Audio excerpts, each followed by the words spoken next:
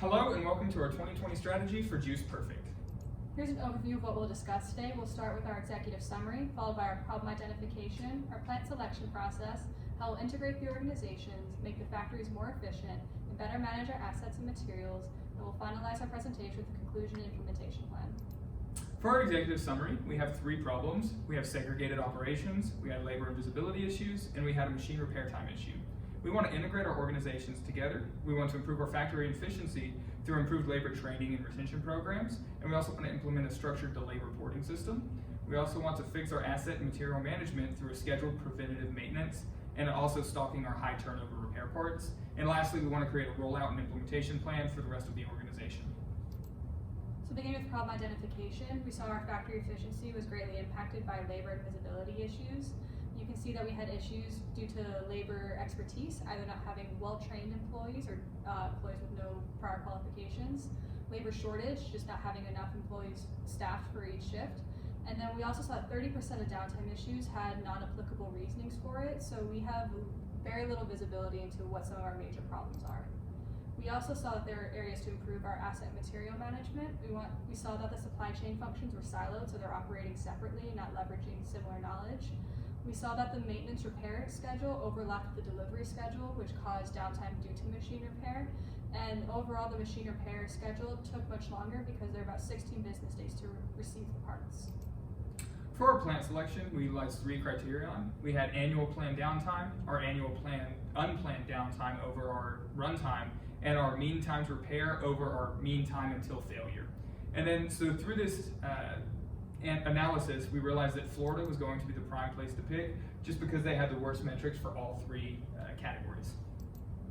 Moving into integrating our organizations, we saw that filling and packaging and production had mirrored teams that did the same thing for each of these product lines. However, there are opportunities to leverage their knowledge and make one supply chain organization so that, for example, production and planning and forecasting, they should be running off the same forecast to schedule when to order the packaging materials and the juice materials. Now they can operate as one team and use less staff that's more specialized and has more expertise in this area. For factory efficiency, the labor and quality and visibility issue, we want to improve our training. We're going to do this by promoting cross-functionality, making sure the employees know how their role is impacting other roles. We also want to have an intensive onboarding training. We want to make sure we are getting qualified candidates before they even come into the organization, and then we want to implement reoccurring training programs. For our employee retention issue, we want to make sure that we have opportunities for promotion. We want to make sure these employees have a career development path within the company, and we also want to be able to enhance their benefits packages. And lastly, we want to implement that structured delay reporting system. We want to make sure that we're not receiving non-applicable delay causes.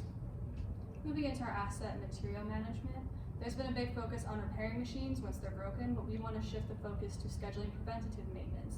This can be on a monthly or quarterly basis to identify when their problems could occur before they really have an impact on operations.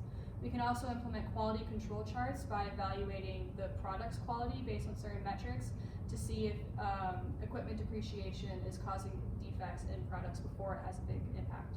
We also want to establish a recovery strategy during maintenance because we saw that our machine repair was overlapping with our receiving schedule, which was causing more downtime. So by coordinating these better, we can ensure the same output. We also want to stock inventory for our high turnover spares. It took 16 days just to begin the repairs based on the problem identification. And so we want to have these parts in stock so that we can decrease the amount of time spent waiting to repair the machine. For the conclusion, we want to just focus on our expected outcomes. We're going to leverage the company's resources across all of our functions by combining the organizations. We're going to have higher quality labor force through the increased training as well as the vetting process to get new employees on board. We're going to minimize our machine downtime. This is going to be through the scheduled maintenance and repair processes. And we're also going to implement this model across all of the other plants in the organization.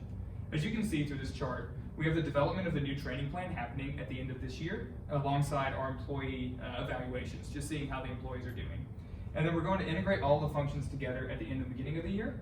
We're going to do our releasing and onboarding of new employees as well as getting rid of any of the employees that are no longer going to be with us. We're going to create the training, whether it's specific or cross-functional. We're going to make sure our machine maintenance program is in effect. We're going to then develop our control charts. This is going to be the function that Lois had previously talked about. And then we're going to roll out our control charts. Thank you. Thank you.